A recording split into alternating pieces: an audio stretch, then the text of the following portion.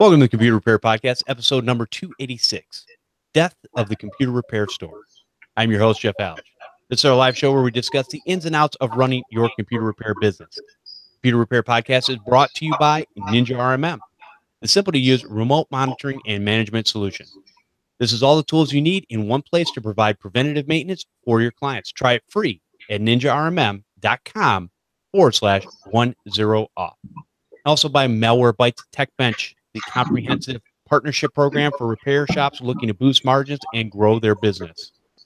This includes a portable tool set to help you diagnose, remediate, and secure PCs. Malwarebytes TechBench, built for technicians by technicians. Sign up today at malwarebytes.com/techbench. Let me introduce the co-hosts. We have Marvin Bee from MB Systems. How you doing, Marvin? Hello, everyone. Good to have you here. It's been a while. It has. And also joining us next to him is Amit Mehta from TechVoo. Amit, how you doing? Excellent. Thank you. Good to have you guys on. All right, Marvin, since you kind of know how this goes, I'm going to go ahead and throw this to you. And I know you're last minute coming on the show, but I'm sure you have a tip for us or a story that we could learn from. Boy, do I have some tips. So here's what I'm actually going to do. I am going to recommend a book that has helped me in a couple of situations recently, may fit with the title of this show, but the book is called Customer Satisfaction is Worthless, Customer Loyalty is Priceless. It is a book by a gentleman called Jeffery. And it is a great little book that talks about how you interact with customers. And I've used a couple of little tidbits. And one of the ones that I actually used, there is a chapter that is, let me find it here, called It's Not the Apology That Matters, It's the Recovery That Counts. In a sense that there may be times where something goes wrong. And a lot of times the customers don't want to hear you're sorry. They want to get it fixed. And they don't hear how you fix it, but get it fixed. And so I just wanted to bring that up. I had the situation where it was just a standard workstation install. Okay. And actually, you know what? This is actually part 2 of the Twitter post that I did last week with my longest backup ever. So short story with that is I got the backup done. I got the transfers to the new computer. Everything worked. But one of the things that did not work was the second monitor on the new computer, because all we were going to do is take the card from his old computer, put it in the new computer. The card was less than a year old, the stuff that we did, but that didn't work. And it was one of those things where I'm scrambling on a Friday afternoon to get this all working for him. And luckily I was able to get a card sent over from my office to get that going. So between the backup taking, 50 times longer than it should have, it was one of those things where the customer is just there waiting and waiting and waiting, for something. I said, well, it may take an hour or two. No, this dude didn't have his computer all freaking day. And no amount of I'm sorry that was going to work. But at the end, everything worked. He is happier. It's a much faster system. I actually ended up doing a couple of things, throwing it in there. I gave him extra RAM, at no charge, and said, look, we got it working. My bad. Let's move on. So that's good. Yeah, I like that. Taking care of the customer, and it goes a long way, because we can't always control the environments that we're given or the situations that we're given that we have to figure out. So I like that. All right, Amit, and how about you? Yeah, so I think to add on to that a little bit, a lot of times I'll tell clients that, we can't promise nothing will go wrong. And I think the second half of that we all know that I don't mention is that you can almost guarantee something will go wrong, but all we can promise is how we'll handle it. So when things go south, I'll make sure that we treat them the way that we'd want to be treated if it was a similar situation, and go the extra mile wherever we can for them. So absolutely.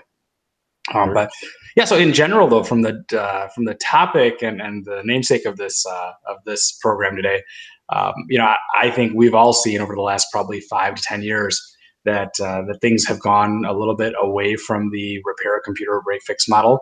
And I think the proof there is I've seen 2 or 3 competitors over the last 3 years close their doors, repair shops that just can't deal with the overhead anymore because less and less people are repairing. And so that's sort of, I think, what will be part of what I'll try to talk about today. All right. Awesome. All right. And I am going to give a quick little tip this week, and that is do not be an electronic hoarder. Now, in my past, I was able to get rid of things fairly quickly. And over the last 7 years, my basement has become a electronic graveyard dumping ground. And so I am spending a lot of time, and my wife is spending a lot of time cleaning up this basement and getting rid of a lot of electronic stuff. And it's harder when you have a bunch to get rid of, especially when it's hard to find somebody around here that actually will recycle it properly. That's one of the issues I've had in the past. I've been able to find a couple of things where I've been able to make some big drop-offs, and I've still got a ton left. So that I will say this, just get rid of stuff as it comes in. Man, you don't need it. Get it to a recycler, do what you got to do, get rid of it so that it doesn't pile up and become a month-long, year-long mess. I'll put it to you that way. Not just you. I have the same thing in my basement. It's just, like you find a computer desk that you're not using anymore. You start like, instead of going this way, you start going this way. Yep. So I hear you. It's horrible because I actually have machines that are put together, and they're, in today's day and age, right now, they're worth absolutely zero. Yep. Not even worth putting it out there. I mean, they've got operating systems on them and everything. Yeah, but it's hard to get rid of them because they're working. Yes. It's like, well, but it works. But I'm getting to the point where I'm like, enough's enough. So I'm getting it out of there. Good. All right. So let's go ahead and take another quick break, and we'll get into our main topic, which Amit has alluded to. And our show today is brought to you by Ninja RMM, the easy-to-use single-pane remote monitoring and management solution. Help you become more efficient, more productive, and more profitable. Ninja RMM understands what you need to help your customers, which is why their RMM solution is integrated with tools you use every day. With Ninja RMM, you can have a faster fix response time and offer preventative maintenance to your customers. Ninja RMM provides patch management, antivirus, email, SMS alerting. You can be up and running quickly with minimum training time. Gotta love that. Plus, there are no contracts, so you can focus less on stress and more on your customers. Ninja RMM offers things like remote support. Ever heard of TeamViewer? Backup, Cloudberry, antivirus, WebRoot. These are important things that we use every day to take care of our customers. You have network visibility inside your RMM, easy to read dashboards, and a powerful device search to create custom queries and export the lists to keep your customers up to date on the hard work you do for them. They got to know what we're doing or what they're paying for, right? You also have an executive style report showing important system metrics such as health score, software added or removed, hardware changes, and TeamViewer connections. Ninja RMM is offering Podnutz listeners a free 30-day trial, and when you decide to buy, a 10% discount. Take advantage of this offer. Go to ninjarmm.com/10off. All right. So our main topic today, which was brought to us by Amit, he had sent me an email a couple weeks ago. And I thought it was an interesting topic to talk about, especially since I know he owns retail places. So are computer repair stores dying out? Is this something that is going by the wayside? Is this something, because we hear this stuff a lot of times, and we hear about break fix being dead. I've heard that for probably the last at least 8 years. And I've heard, we got to go into this MSP model. We've got to do all these different things. And I understand from a standpoint, and everybody can see it, retail is hard. If you're actually selling stuff from a storefront, the selection out there has gone way down no matter what store you go to. You go to a Best Buy, you go to even a Walmart or a Meijer or whatever. They have less and less stuff on the shelves. Why? Because a lot of people are ordering things online. So there are changes coming, and there are things we have to think about. But I'm going to let Amit kick this off and let us know what his thoughts are on having some of the competition around his area actually say, you know what, enough's enough. I'm closing it down and I'm going and doing something else or whatever. Maybe I take it to my home and make it a home-based business. Yeah, absolutely. So I'll start off with a little bit of additional irony here. I know you said I have retail stores, which is true. So I have a third store location opening right now. Construction just finished, or is finishing this week. So I have a third location opening. So as we talk about the death of the computer repair store, I'm also going to tell you why it doesn't need to be that way. Because obviously I'm seeing success there, and I'm going to maybe try to relay that to the audience here. So and on top of it, I own a franchise. So my TechVoo is actually a computer repair franchise with brick and mortar. So I'm going to start this with a high level. It used to be 80-20 in the retail presence, where it was 80% break fix, 20% maybe what I'd call consulting, web/cloud and hosting, migrations, things like that. But most of it was in the shop, virus removals, tune-ups, things like that. So what's changed is now I look at that. So I opened my first store 9 years ago, and now I look at it and it's 80-20 the other way. We looked at our revenue a couple months ago and did a lot of breakdown. 20% is maybe break fix, like what we traditionally call virus removal and hard drive upgrade and things like that. So 20% of our business is there. So 80% now is going on the other piece of it, which is consulting, migrations like Office 365, web development, and all of those sort of business focused things, where I think the residential piece is what's drying up a little bit, and for good reasons, which I'm sure we'll talk about in this program. But yeah, that's sort of what inspired the topic for me. Now, Marvin, from your standpoint, you are down in the great state of Florida, and you've talked in the past of all these different technicians. Anybody can start a computer repair business, and I'm sure you've seen also stores that have started up and closed. I know we've all seen kind of the same thing. What's your take on that? Well, absolutely. The fact that anybody that has looked up Google down here seems to be starting a computer repair service. And of course, the big thing down here is mobile repair. And that's what everybody's, jumping on. And the fact is, a lot of those, I've seen signs as low as $30 a repair, not an hour, $30 a repair. So that's one thing that's hurting down here. The other, for some reason, there are a lot of the businesses that just close up shop and disappear. Stores that I would refer customers to if they wanted me to come on site and look at, a home computer or something like that, where I'm like, I don't do that. Call this store, things of that nature. And I don't know if it's just the competition down here, because of those low services. And granted, a lot of that, I don't, if anybody's in Miami listening to the show, I'm sorry, I'm going to rail on you. Miami is killing South Florida business down here, because there are a lot of technicians and a lot of businesses coming out of that area that are just undercutting everything and everyone. So that's a problem down here. And it's just the nature of the area.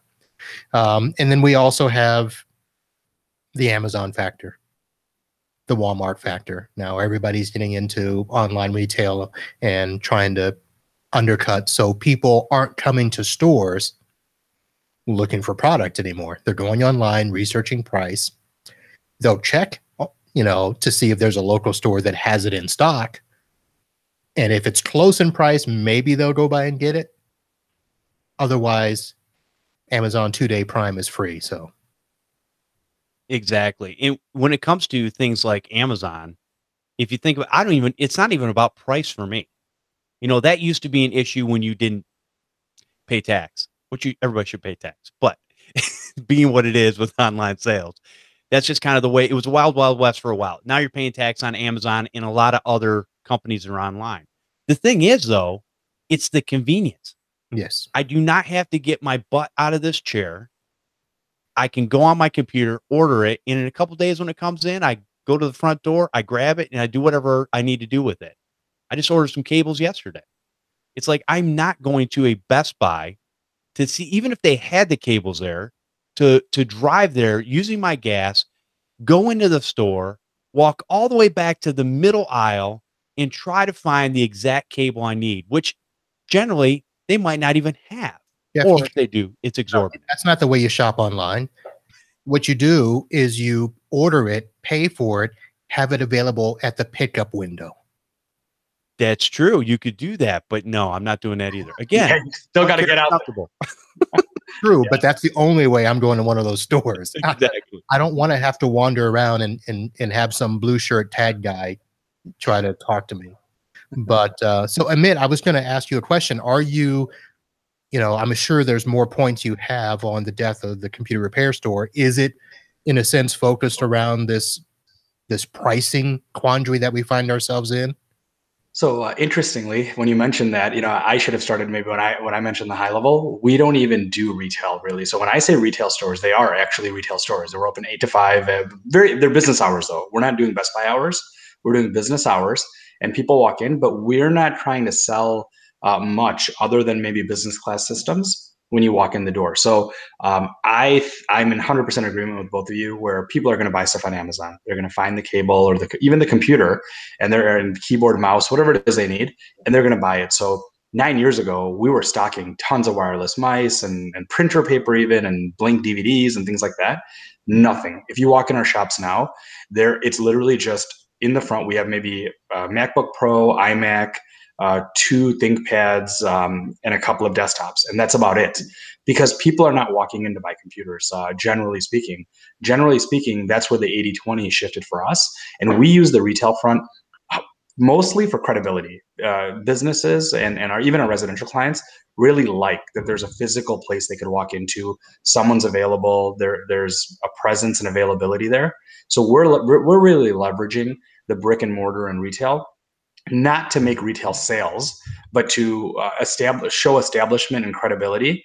And a lot of our clients really like that. So we're dispatching technicians out from the stores and able to use it to stock inventory, which is mostly business equipment. So switches, servers, firewalls, things like that. And we have other stuff in the back. So wireless keyboard and mice and DVI cables and whatnot. But that's always stuff that we take with us out to the onsite because it's extra. So it's extra things that the client needs while we're there. So yeah, you can sell a $10 cable for $20, let's say, and you make some margin there.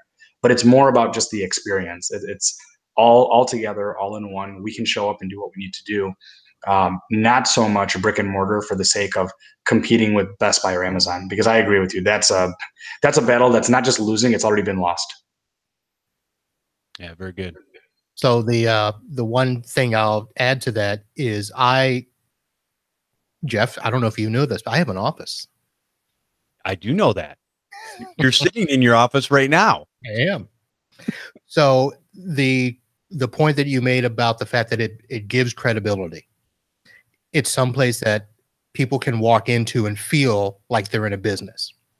And now, granted, I've probably only had 2 customers ever show up here in the last year, but it's nice because they walked in, they brought their stuff. Oh, and they were like, oh, nice. It just felt good that they felt comfortable that, I wasn't some, Johnny Ponytail, guy working out of his house, which no big deal for what I do because half of them don't see me anyway. But I stock a ton of stuff, computers, hard drives, memory, video, not for retail sales. I don't want people showing up here. Our door's locked. If you come to our door and open it, it's locked. There's no hours listed. There's nothing. And outside of a sign that you can see, through the door, nobody knows that this is a business. So I don't want people showing up here. But what I do want is for when my people call with issues and they say, oh, I need this. And I tell them, oh, well, it sounds like you need, a battery backup. And then they're like, oh, okay, so which one should I go get? Don't worry about it. I got them here. I'll be right there. That's why I stock all my stuff, is that I don't want the customer thinking that they need to go look for something, search for something. I spent yesterday installing 3 computers at a business because the guy called Friday and said, oh, I got people starting Monday. I got to order computers. And I'm like, I got them here. If you're willing to pay weekend rates, I'll bring them over and set them up. And that's the whole reason of having a big space like I do. That's good. Now, obviously, we started out this conversation by saying that you know several retailers, and maybe they're different types of businesses. Maybe you can explain what they kind of did, but they're shutting down around you. And obviously, you are in the Chicago area, Yep. correct? Yep. So you're in a fairly big metropolitan area. The way Chicago is pretty good size, even into the outskirts. So what is it you're seeing out there, and why are other businesses shutting down? What could they have done different, maybe to kind of what you're doing, and make it so they could survive? Absolutely. Yeah. That's that question gets at the core of, I think, what we're going to talk about, because when I say death of the computer repair store, it's death of the way the computer repair store has always operated. Not the stores. I mean, as I'm opening more locations and franchising, there's a reason to have the brick and mortar, in my opinion, and it's profitable and it's good. But it's what they didn't start doing. So the 80/20 used to be the cell phone repair and virus removal and all of these very, very residentially focused items, which have some margin, but they don't have enough stability, really. So even if you get that, I think what these other shops could have done is, number one, and this is probably any business, sales and marketing. I think the one theme I've noticed in a lot of computer shop owners or computer technicians is they're not willing to spend enough money on marketing and sales. And so that, if you don't fill that funnel on the top, then it's always hard to get something out of the bottom. So that's the first thing. But the second is shifting what they did. We got out of the, in our case anyway, we got out of the cell phone repair, iPad repair, all of those things. We used to do thousands of them, literally. We just got out of it because it's not the best use of our time, and it's not as high margin as Marvin mentioned. Someone's doing it for $30 total, and what we found is, to use quality parts, we were spending $60-$70 per iPad screen to get a good one, not the $20 knockoff. So when we're spending 70 on a screen plus our labor time and all of that, there's no way to compete with someone that's doing 79 total. And so for us, we're sort of high quality, like low fuss sort of business. So if someone has a problem, we're going to cover it. Even if it's out of warranty, a lot of times we deal with it because they shouldn't have that problem. And it was killing us when we have part quality issues and we're not manufacturing the part.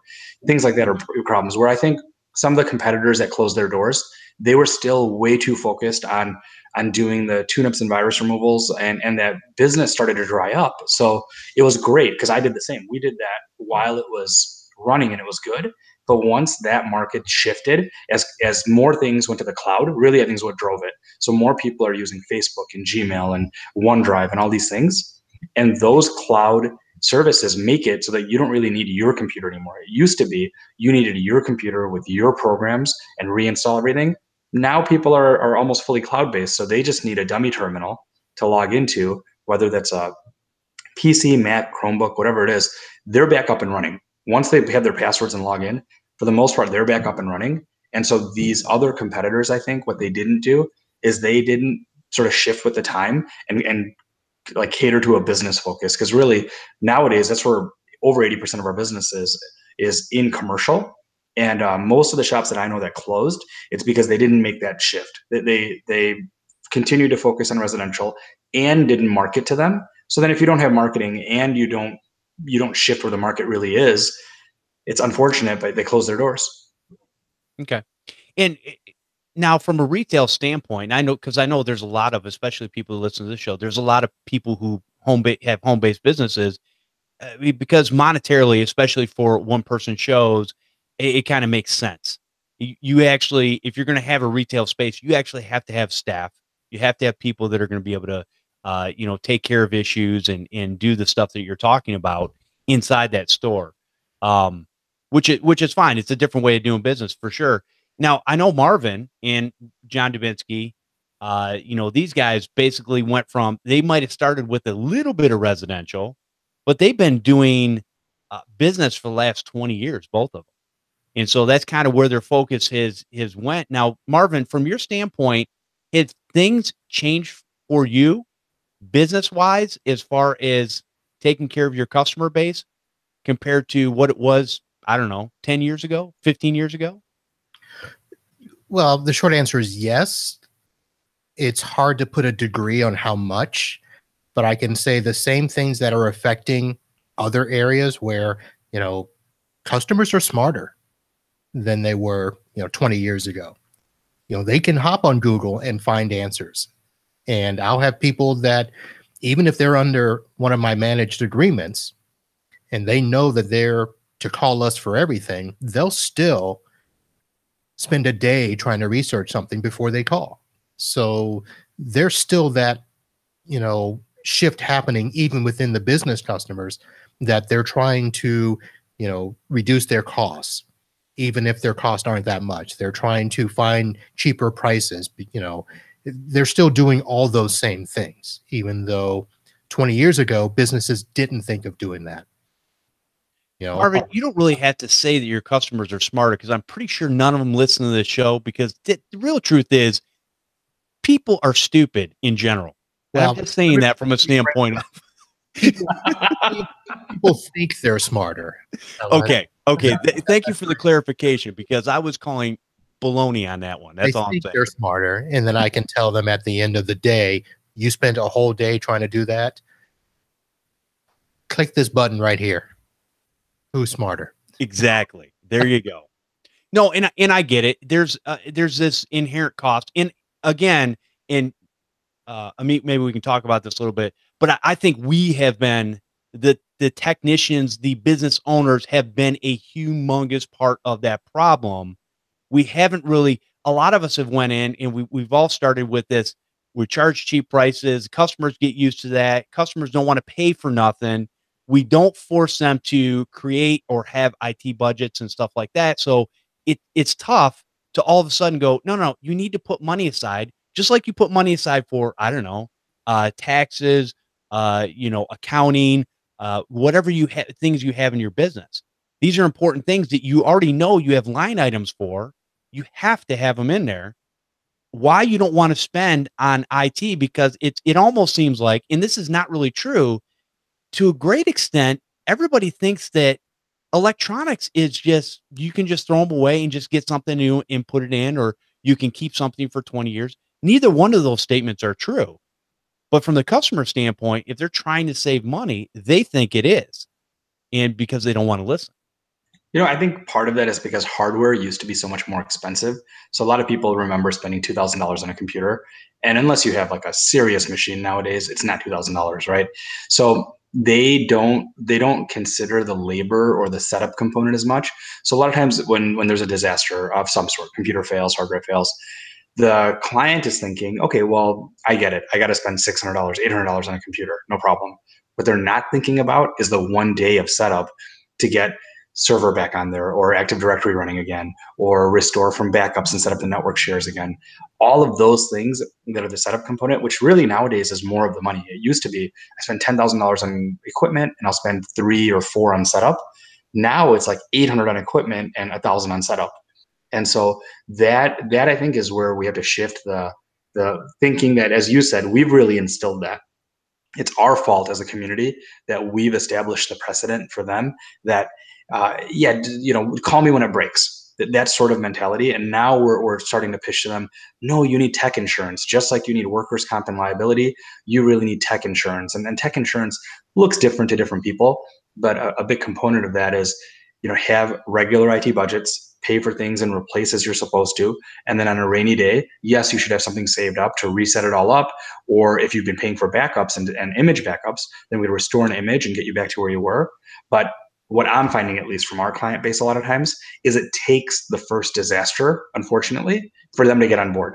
Because they'll say, hey, look, for 8 years, 10 years, we've been fine. You've been supporting us. We call you when we need you. Now, why do I need to start paying $100 a month for something that I've never done? I'll just pay $500 when I need it. And they're seeing, unfortunately, through hacking and other disasters, that they're like, oh, geez, we were so unprepared. We lost 2 days of business. And if they have 10 employees, that's 10 people that didn't work for 2 days, basically, because their systems were down. And now it's painful. And that happens. Yeah, that's definitely something that I think customers don't think about. Nothing's long term. They don't think in the long term. They think in the short term, what can I get away with right now? So now, Marvin, you said, obviously we're talking about, businesses have changed slightly and different things have been, going in a certain direction. But even besides what we just talked about, are there other things that that you see changing, especially down in your neck of the woods, with not even just computer repair stores, but computer repair businesses in general?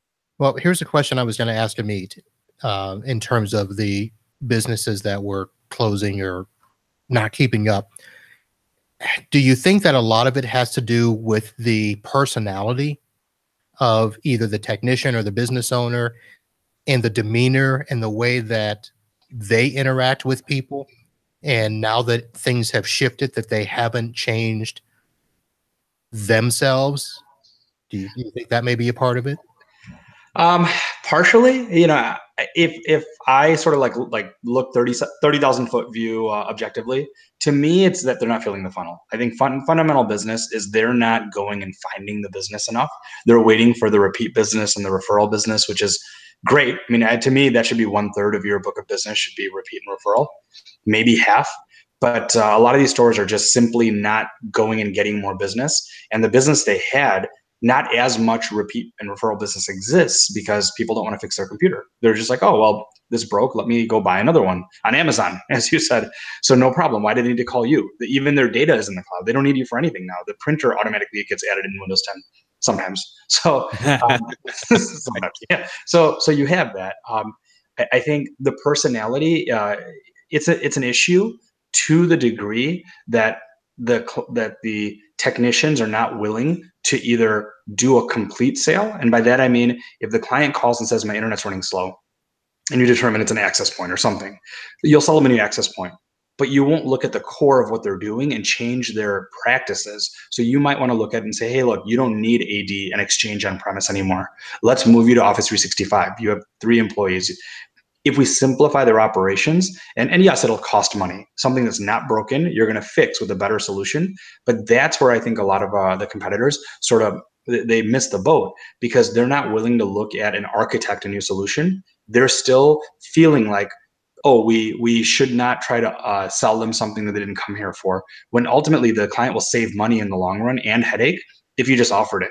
So I think maybe it's not his personality as much as mindset, but I do see a problem in the mindset of a lot of technicians or business owners where they are the owner operator, because their employees, there's no employees, so there's no one to train, but even they themselves are not trained on how do you turn a $300 problem into a $50 a month solution that's better for everyone. So for you in the long run and for the client in the long run, rather they're sticking to the mentality, which is in my opinion a little bit narrow, where they want to apply a technical solution to a business problem only because the technical problem presented itself. All right, so basically they're waiting for the next customer to show up at their door. Mm-hmm. Yeah, and that's a great way to go to business. And not just waiting for a customer, it's waiting for the customer that's still stuck in 1990 technology, where hey, just fix it and I'll be on my way. Customers aren't like that anymore. Yeah, and it's a painful shift when you've grown your business, as we all have, over the years, and we spend a lot of time and effort and energy doing the right thing for our clients and educating them. I think it's painful to look at it one day and say, look, that the business that I've gotten really good at and done over all these years simply does not really exist anymore. So what am I going to do? How am I going to use my skills, and how am I going to utilize my space and my resource to do and cater to the work that exists and the clients that are out there? So I think maybe 5-6 years ago is when I started that shift and realized that break fix is not really where the market's going to continue to be. And I mean, I'll give you one example. We used to do a ton of LCD and LED screen replacements. We stocked pretty much every screen you could think of. So we were one of the only places in the area that stocked every panel, basically LED and LCD, CCFL. And people would see us on Google AdWords, and we would do, on a good week, 5-6 screens at least for clients. And that was a great piece of business for us, because a lot of times we'd end up buying their broken one. They'd buy a new computer from us. We'd swap the LED, resell it, or we'd get them in and out same day. Spend a couple $100, get them a new screen in there, they're out. But we looked in the last 3 months, I think we've done one. That's how much these things have shifted. It went from like half a dozen a week to 1.25. And that's okay. We used to rely on that, and now we just simply cannot. Now we rely on clients that want to do Office 365 migrations, or clients that need a firewall. And I know I listened to the podcast you guys did on the firewall, Jeff, and that was great because it's all about educating the client. For example, these clients you've had for 20 years, educating them on, hey, I know you've had a Comcast modem all these years. This is why I want you to spend more money on a UTM. And what is a UTM? And what is ransomware? And sort of getting them up to that precipice and saying, look, this is what can happen if you don't do what I'm advising you to do. So those conversations, I think, are really where the competition, Marvin, as you were asking, that's where they didn't make the change that they needed to. Now, I think from a standpoint, I just think about when I had my very first computer built back in 2002, and that store a few years later was no longer around. And I've seen probably, if not 100, pretty close to 100 stores close up over time, or maybe even move to a smaller space.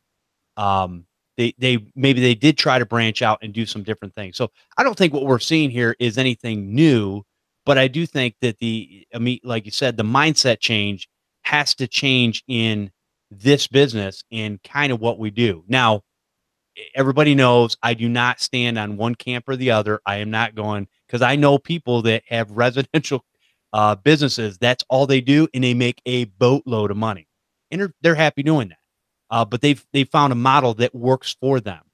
Now other people are shifting and they're going, hey, let's sell this. I like how you put it, tech insurance, so that we can have you up and running all the time. And when you're not, we can get in there because we know the equipment, we know what we got to do, and we'll have you up and running in a shorter amount of time than if you just go out there and buy whatever you want and we just come in and fix it. It's going to take us time to get to you. It's going to take us time to be able to get, find the parts, whatever it is. And so just like car insurance, you have car insurance. So guess what? When you get in an accident, it's not when, it's not if, it's when. So all of us have probably been in an accident of one sort or another. You take your car in, they give you a rental car, or your insurance pays for a rental car. So now you've got something you can drive around during that time. So all these things are important. It's just getting a mind shift change from people that are, and I tell people all the time when it comes to laptops, okay, what's a good price on a laptop? Okay, listen, if you want a laptop that's good quality and it's going to last you a few years, and that's all I say, a few years, you're going to start at least the minimum $600. And probably the best bang for the buck is going to be right around $800. That's the going rate for a decent laptop that you can actually drop on the ground, pick back up, and use, versus the $300 one you're going to buy from a retail store or Amazon or wherever, and you knock it off your counter and it splits into 1,000 pieces, and you go, now what do I do? Well, it sounds like an upgrade. It sounds like you started with one and now you got 1,000. Exactly. So anyways, I forgot where I was going with that, but so yeah, this stuff's been going on, but there definitely is a mind shift that we've got to get across to our customers. And the same thing when we talk about, if you take your car in to get fixed, and we've talked about this time and time again, you don't sit there and look at the mechanic and go, it says you're getting paid $130 an hour. Yeah, can we cut that down a little bit? I'd like to pay you $80 an hour. In no other business except this one, and Marvin knows this because he talks about this all the time too, in no other business would anybody dare do that. But yet because we have this nice person mentality, we decide we're helpful. That's why we got into this business. That's why we do what we do. But you still have to eat. You still have to pay your mortgage. You still have to make money. And it's okay as long as you're doing what you're supposed to do. The best things for your customer, which is what most of us do anyways. So maybe down in Florida. Since we're talking about over like margin and dollars and overhead, I have a question for Marvin and yourself, Jeff. What is it that generally keeps you guys away from wanting to operate a retail store? I feel like on this topic of the death of the computer repair store, I'd love to get both of your insights on why you don't choose to have a retail front and hire employees. Jeff, answer first. I think your answer is easier. My answer is easier. I'm number one. I am part-time. I have a full-time job. And to be honest with you, the overhead just, it wouldn't do anything for me right now. I have a client base that I take care of, and really, I don't really go and search for any more business at this point. So mine's real simple. Keep the overhead simple and keep it cheap as possible. Marvin? So my answer is a little more complicated, and it's complicated because I worked in a retail store that I left with the intent of opening up my own store. And when people think, oh yeah, whatever. No, I literally had drawings of how my store was going to look, in my sales department and my service department. And I really thought I was going to do that. But as I kept doing the business support, I realized I don't need to do the retail store. I can do this business support and probably make more money. And so I just stayed with the business support because of that. Now, once I realized the idea of contracts and recurring revenue, then I realized I'm not going back to a retail mentality, because I had learned from the insurance world that the whole idea is to get that recurring revenue. Most insurance guys, they make a sale and that money comes in every month and they don't do squat for it afterwards. Now, doesn't quite work for us because we still got to do some work for it. But if you do it right and you find the right tools, you can automate and make things easier. But the model of the recurring revenue is what drove me more into business support as opposed to going back and wanting to do a retail space. Now, let's flip this around and let us ask you a question. Sure. What is it that makes you want to have that retail store? What are the benefits from your standpoint? Why are you opening a third store? Yep. Okay. Yeah. And I think that's a fair question given the topic of today's conversation. Okay. So what I find is that having the retail store, we basically are buying geographies is what it comes down to. So let's say I have shops in Glen Ellen and Elmhurst, and I looked at our customer heat map. We're coming up on about 5,000 clients now, so we've been fortunate to have a lot of business over the years. But if I look at where our clients are, over 90% are within probably a 3.5 mile radius of each of those locations. So now where my new office is going, and it's still a retail store, but we have a conference room and a kitchen, and we're building it out properly. And there, it's all about having a space that adds credibility, where we can have client meetings, where we can have people come in and see our network setup and show them our conference room with a projector and HDTV, because we do those setups and wiring infrastructure. We need basically a demo spot as part of it. The other is when we go into this new location, which is Elk Grove Village, is a huge industrial sector in Illinois near O'Hare Airport. We're basically buying that geography is all we're doing. By having a physical presence there, we are going to be able to get a couple of thousand businesses in that area. And while it doesn't happen overnight, we do need that physical presence in order for us to show the establishment and credibility and availability. So when a business has a problem, we can send a guy there within 20 minutes sometimes, because we have availability. We're retail, we have staff. So one of the interesting things that Marvin mentioned that I found interesting is he said, I can make more money. And, we each have to operate business the way that works for us, but I have to disagree.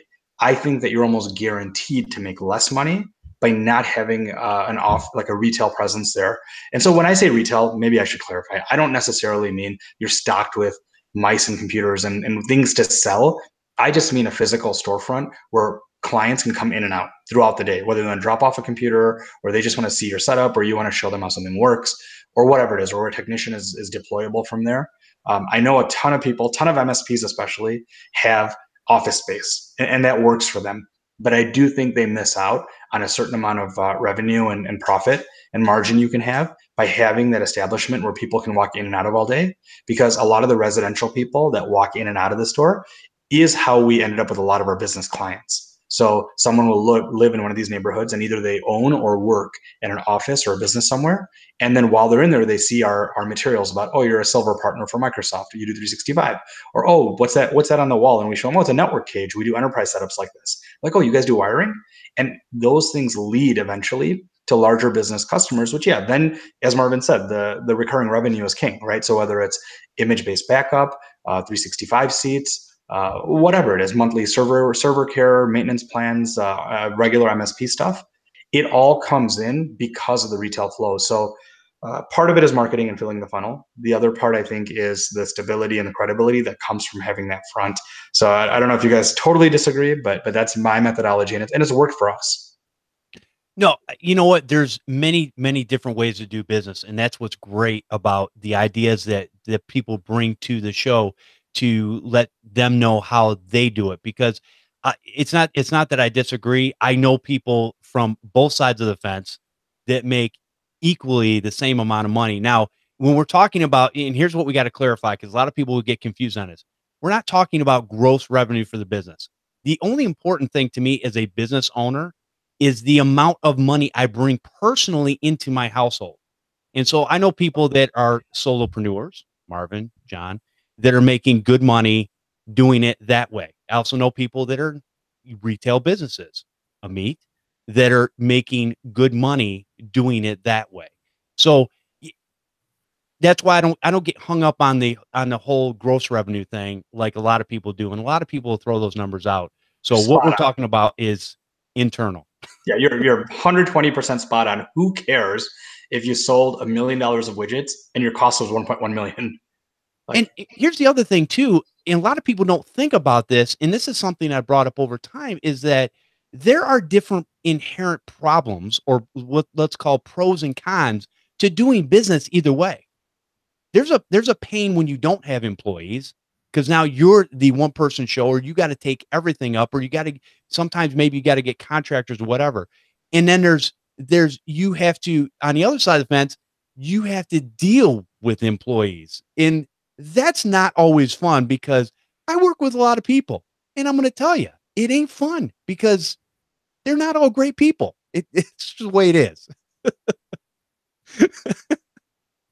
So the reality is there's many different ways to do this. And I like, the problem is, and I think, Amit, this is what you've said from the beginning, is that we get so, and this is what I've said for a long time, we get so set in our ways of doing something that we don't want to look outside of what we've been doing.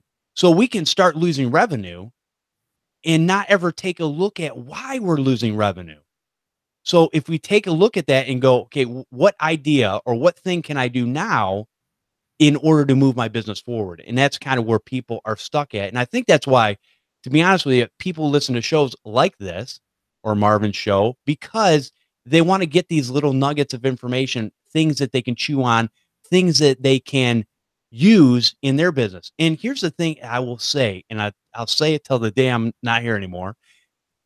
You know what? You don't know unless you've tried it. So give it a try. There's a lot of preconceived notions we all have. We're human. That's what we do. Go and try it. If it's not something you like, and I know this because from Marvin's standpoint, Marvin had employees. He did it differently. And John had employees at one point. So, and all of a sudden, you guys are like, you know what? I like it. There's things I got to deal with, but I like it this way better for a reason. Now, you might go, no, man, I like having 15 million stores out there. This is what I do. 15 million would be impressive. Yeah. Well, a lot of it has to do with where is your comfort level? Where is your passion? Because from the standpoint of, are you successful may not necessarily be a reflection of how much business are you doing. Is your business, 500,000? Is your business $1 million? Is it 5 million? Because if you're 5 million and you're only taking home 100 grand and you're miserable, well, that sucks. Exactly. If you're making 100 grand and you're miserable. Well, that still sucks. The point is what is the comfort level and what is making it happy for us? For me, now, listen, I'm still toying with the idea of going with full-time employees again because I need to. Now, a lot of that has to do with the fact that the way I've done my business has changed. I can leverage more without the employees, which has really been great for me. Getting rid of problem customers has been good for me because it has relieved the stress. It has freed up time. Jeff, you mentioned me, posting on the Facebook more often, because I'm making enough money to be happy. So in terms of, do I want to do retail? Do I want to make more money? Yeah, maybe, but I'm good right now. So that's where it is. And then next year we'll see if it's different. Then I have that flexibility. Whereas I think the standpoint of people that have been fleeing the space of, whether it's a brick and mortar store or break fix, is a lot of times they don't have that luxury. If you've got a fixed cost with that brick and mortar store, you got to make that nut every month, period. Whereas if you're working from home or you're doing something else, you may have a little bit more flexibility. You still got to pay enough to, pay your rent or your mortgage and eat and feed and clothe your kids and family, take the wife out to dinner every now and then, that sort of stuff. But you've got to come up with that comfort level for you. Well said. All right. So I think what we've come up with is maybe not all the stores are dying, because obviously, Amit, you're proof positive that that's not what's happening, but you're just changing your mind shift on how you're doing business. The model has definitely changed. Yeah, exactly. I think, in fact, I think what we'll see is sort of high level business. I think we'll see some consolidation.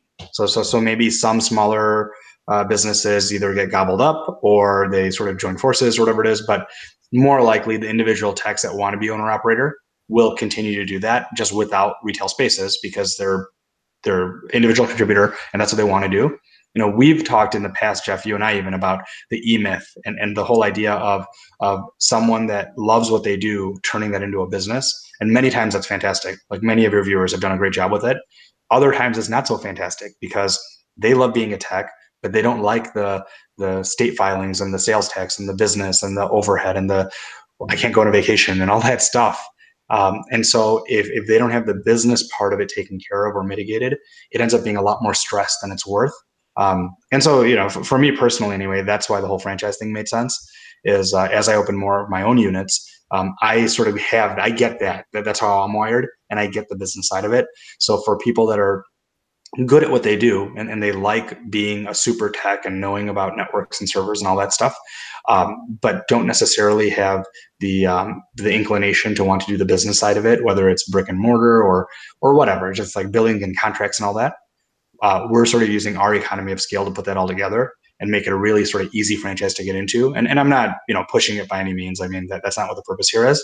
But I think there's a lot of opportunity, I think, for people to be able to look at the space, look at the shifts that are going on, whether it's cloud-based services or other just managed services in general, and start bundling them and scale. I mean, I think there's money to be made by scaling it. Absolutely. And, it definitely, you're welcome to bring up anything, obviously, that you do. And we've had you on the show before talking about your franchises and whatnot. In franchises, again, this is an old thing that actually still works today. And even though McDonald's was not the first franchise, I think Roto-Rooter was, but they actually had an idea of selling fast food and getting that franchise out there. There's nothing you have to think of. They find you the location. They tell you where you're going to put the store. They tell you what you're going to receive. They tell you the stuff to use, the paper, the patties, the fries, the potatoes, all that stuff. All that stuff is there. You don't have to think about any of that. You can go in, you've got a plan already put in place. You open that baby up and you start going with it. And I think there's a lot to be said for that. I think there's a lot of people out there that they are good technicians and they are poor business people. And I think here's the hard part. What they probably should do is they probably should hire a manager and put that manager in place. Well, here's the thing. You can do that with a franchise. You already have that management pre-built in because the formula to do it is already there. So that is definitely still a viable way of doing business. Absolutely. The franchise back end system is sort of what you're paying for anyway. The small piece of monthly royalty, few percent, whatever it is, that's why you're paying them, because they help generate these forms and these systems and the operations manual for the manager. Because a lot of times I think small computer businesses or individual computer businesses, they get hung up on hiring an employee because either they don't trust them or they don't know how to utilize them best, or they think, well, I'm going to pay someone 40 hours a week. I could do that in 20. Let me just do it. Why waste the money? Why waste the rent? All like what I see as hundreds of excuses in that model, where I'm not saying everyone has to have brick and mortar, but I think a lot of them would benefit from the brick and mortar if they gave it a chance and had the proper system around it. Because right now they're already working 60 hours a week or whatever they're doing, and they could handle more business and more margin by letting go of some of the bad business, like Marvin said, fire some clients. Yeah, that's critical. You do that. But if you don't have the infrastructure in place, whether it's people or location, to scale it, then you're going to continue to work 60 hours a week till you die and make 60,000 a year, if that's your number, whatever it is. Whereas I think by owning a couple locations, you can get into six figures, well into six figures, make decent money, and make your 60 or 70 hours a week, whatever you work, hopefully 50, and make it count for more. And that's where I hate to see so many people work so hard and not make enough, because the money is there if they just did the business part of it properly. But they think their technical way is the only way, and that's not true. There's efficiencies to be had, I think, and give the client an even better, more consistent experience that comes from a pool of talent, not just the one super tech. I like that. All right, Marvin, as we're wrapping up here, any last words on this subject or any questions? Well, I was just going to ask how much time we had, because I just thought of another question. Go ahead with the question.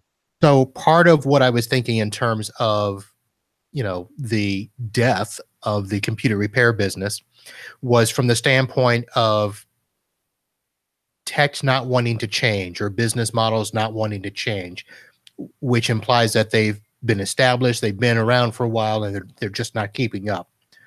On the flip side of that, there's a lot of these, and I don't know if they're still millennials or not, but that's what I'm going to call them, that are trying to start businesses and flopping and failing in the first year or two because they don't understand the business side of it. They come out with all this tech knowledge and think, oh, I'll just do it better than you, and everything will be all peachy.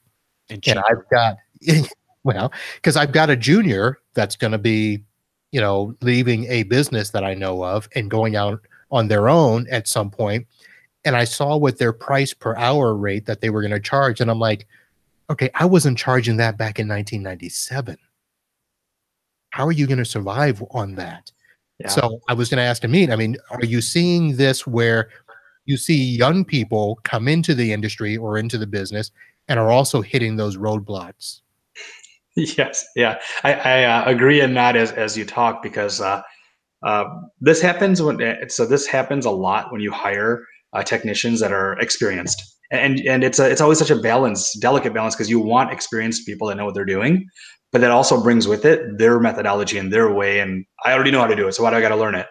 And so that there's a resistance there when that happens, as you might have seen, and I think that's what you're getting at anyway, is you'll see people that come out with some X amount of knowledge, and they figure, I'll just figure out the business part of it. Selling stuff and using the cash register is the easy part. I can do that. It's like, I know the technology. That's what matters. So you get that mentality, which is destructive, right? For themselves, not even for you, because you're going to do fine, because you're going to make money once they go out of business. But they do themselves a disservice sometimes by just sort of diving in and saying, well, if Marvin charges 50, I'm going to do 25, and you'd be crazy not to hire me. Like, that's the mentality you end up with. And you already know, like, you've seen this multiple times. So that's going to end up in a fiery ball of flames. And it's unfortunate, but you got to watch the ball of flames and think, well, that was crazy. But that's sort of, for me personally, that's why I think the franchise side of it made a lot of sense, because there are gifted people in IT that just don't care for the business side of it or have it. And I think they could still be business owners and do a great job, like, you're doing for your own business. But not everyone can do that on their own. So that's, I think, a common problem. It's not going to go away. You probably have electricians and auto mechanics doing the same thing. They're like, I've been a mechanic for 40 years. I got this. I'm going to open a mechanic shop, and their failure rate's probably even worse than ours. Actually, their overhead and their cost of getting into business is much higher than ours. Car lifts and all that stuff. You're going to mortgage your house and lose it all. Is it really what happens? I mean, so at least for us, it's like you get a couple of hard drive docks and whatever. Like how much is our startup? It's like nothing. Like it's under 10 grand for sure to start a full computer repair business, right?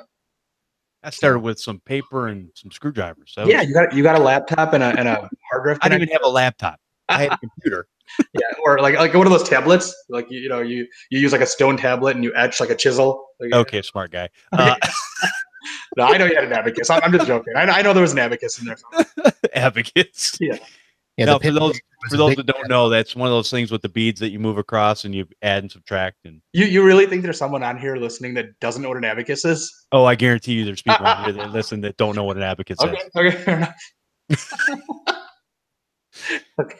Well, I was thinking about something the other day. I mean, you have sometimes you have to explain this stuff. A cassette tape.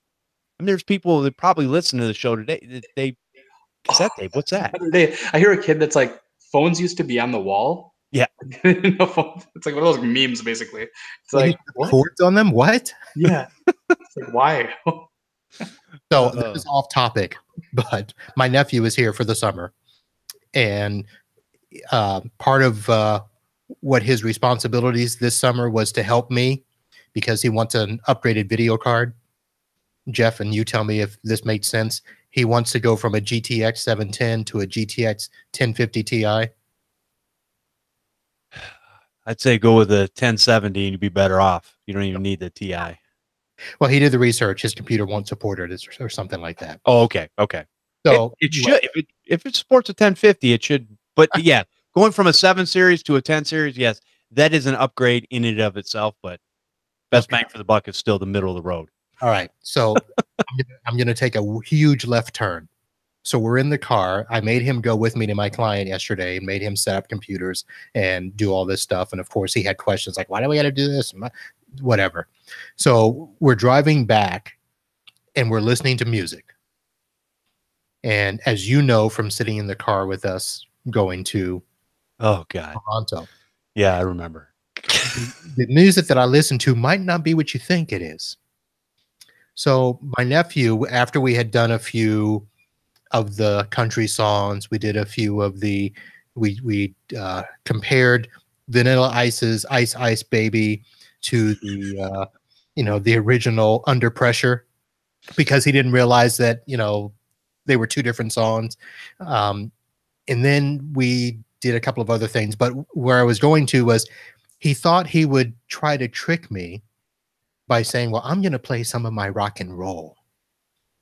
And he listed off some group or whatever. And I know that this group is from 2010. And I said, no, if you want to listen to some real rock, let's go back and listen to the tapes that I had of Ozzy Osbourne, Iron Maiden. And he looked at me like, what? And I said, yeah, let's go to some classic rock. Come on. No, did he know what a tape was? No. See? No. See? No. I think I just taught him the concept of CDs last year. That's true. Yeah, I guess nowadays kids don't even need to know about CDs. Like, that's true. It's all digital. Wow. It's crazy. Yeah. Cassette tape. I remember 8-track and Betamax. Oh, I've got a whole box of VHS tapes that I need to make digital. I have the unit to do it. All I got to do is put it in a tape, put it in a DVD, hit a couple buttons, and it'll do it. And I just let it run overnight or whatever. Yeah. You think I'd do that? Yeah. No, they're still sitting in a box. You don't have time for that. I don't have time. I don't have time for that. Yeah, really. All right. Let's take a real short break, and then any lasting thoughts we have, we'll bring up. And I think it's about time to get on out of here. If you guys are enjoying the information that we're bringing to you and you want to support this show, you can go to patreon.com/computer repair podcast. And I want to thank all of our Patreon supporters for your continued support. That will also get you for $1 a show. It basically will get you into the secret Facebook group where we share ideas and talk about things in a safe environment, that there are no stupid questions, and it doesn't matter where you're starting at. We try to answer those. There's always somebody, we don't know everything, but there's always somebody that knows a little bit about this or that and can help out in that group. So definitely head on over there. All right, Amit, any lasting thoughts on the death of the computer repair store? Yeah, I will just double down on the fact that I don't mean to say that they're all dying. In fact, quite the opposite. But the way they used to do business is dying, so that needs to shift. And as long as the shift is there, there's good money to be made. So I think brick and mortar is a great thing for multiple reasons. And the last closing thing I'll say is I second the Patreon side of it. It was super easy. It took like 2 minutes to sign up. And so I'm more than happy to support your show. So I hope everyone listening takes just a minute to do it. It's like $1 a show. It's a no-brainer. I appreciate that very much. And somebody was asking about, they said the death of the computer repair store was kind of an ominous title. And let's face it, I hate marketing, but I actually use marketing, so it's kind of it's one of those things to get you. Ooh, what are they going to talk about? Yeah, exactly. Good. So it was a good title, and I think that's what you sent over to me. So I just kind of grabbed it and yeah, I meant it more of like as an idea, but or a topic. But yeah, I mean, hey, the title that works too. All right, Marvin, any lasting thoughts on this topic for today? Well, I'll read another quote from the book that I mentioned at the beginning of the show. Customer satisfaction is worthless. Satisfied customers will shop anywhere. Loyal customers will encourage others to buy from you and fight before they switch. That is good. That's good advice right there. That's awesome. All right, I think we have had a good long show and talked about this topic. And Amit, I appreciate you bringing this to us. If you could let people know where they could find you at, that would be awesome. Absolutely. So the main site is techvoo.com. That's TECHVOO. And if they're interested in the franchise, techvoofranchise.com. But we're always happy to pick up the phone. So we're retail, as you know, so we'll pick up the phone, call during business hours, and you will get a body. Awesome. That is awesome. Yeah, and definitely, it's definitely something to think about, especially if you are not the business savvy type, and like they said before, not everybody is, and that's okay. Everybody has their strengths and weaknesses, and that's why we try to pull the information we pull together here to give you different ideas and different perspectives on what to look at. So definitely appreciate that. But yeah, franchises they're going to be around for a long time. So definitely a way of doing business. Thank you. All right. And Marvin, let people know where they can find you at, all your fine podcasting, with Matt Rainey and all that kind of good stuff. And, I know I think you have a website. I don't know. I haven't been there in a while, but anyways, go ahead and give your information. My crappy website that Paco remembers with a coffee mug on it. If you'd like to find me and my business for on-site network support and managed services, it is mbsystems.net. You can also find me on the Facebook. Just look up Marvin Bee. I'm there on the Facebook and the LinkedIn. And if you'd like to hear a podcast on business support, that would be the Podnutz Pro podcast. And it is also here on the Podnutz channel. And I try to get that released every Monday night. Awesome. Yes, and you do an excellent show. I love your interviews with other companies, and just when you and Matt are going back and doing some Star Wars Nirvana. But yeah, it's a good show. So funny you should mention the Star Wars Nirvana. I have made it. Should I? Yeah, I'll announce it. So I've made a commitment. I have teamed up with a prominent member of the Podnutz community that you know. And I have made a commitment to watch all of the Star Wars shows. And then we'll come on a Podnutz Pro show and talk about them. Nice. Good. It's about time. You sit there and you pick a little bit here and you pick a little bit there. And I'm like, dude, why don't you just watch your shows? I mean, you watch things like stupid football.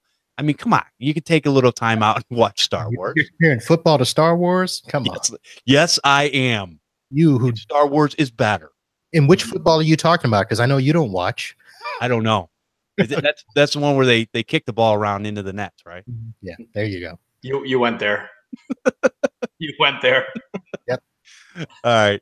Appreciate you guys coming on the show. If you want to come join us live for the Computer Repair Podcast every Sunday at 4 p.m. Eastern over at podnuts.com/CRP Live. Join in on the conversation by hanging out in the chat room. You can send an email to podnuts@podnuts.com, or you can leave a voicemail. We'll play that on the show, 734-335-1000. I want to thank everyone for listening and subscribing to the show. We'll see you next time on the Computer Repair Podcast.